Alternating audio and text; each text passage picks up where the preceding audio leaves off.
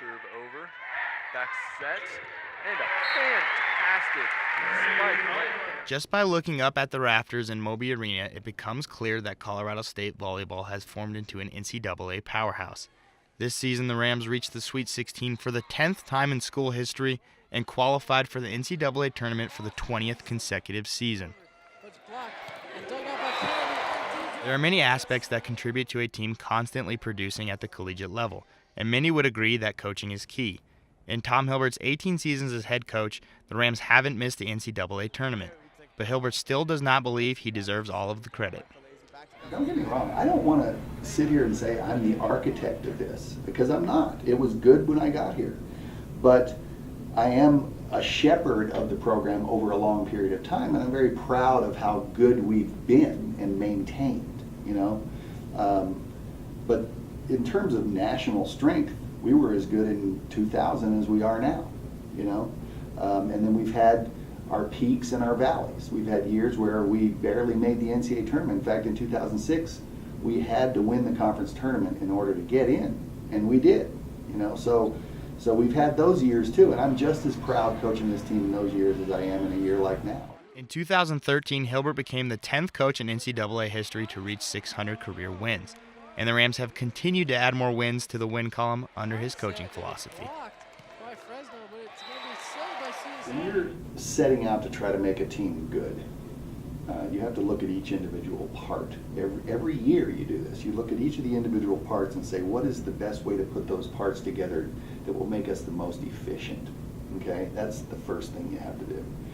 And you're trying to develop players, you're trying to make them better. You're also trying to put them into a role that they're going to be successful in, okay? And success is measured in a couple of ways in volleyball. One is, you know, how dynamic a player can be. Are they getting a lot of terminal plays for you where they are scoring points, okay? Then there's the other side to it. There are some players that you have to help them manage their game so they don't give points away, right? Both of those are equally important because a point is a point. So a mistake costs you as much as a kill helps you, right? So if you're not managing the mistake part, it doesn't matter what you do in the aggressive offensive part. So they're both equally important, and you have to work with players in both areas. And you have to be able to fit them into a puzzle where they all work in this 1-6 rotation system where you stay consistent, you don't give points away, and you can overpower teams when you have the matchups. The players believe that Hilbert's coaching goes beyond the volleyball court. He's just a father figure to most of us, and he doesn't just care about volleyball, he cares about our personal lives. Like, he'll ask about school, our boyfriends, our family, and everything. So it's pretty cool to have a relationship like that with all your coaches. I think a good thing about Tom that I know by talking to others, like, he really cares about our experience here.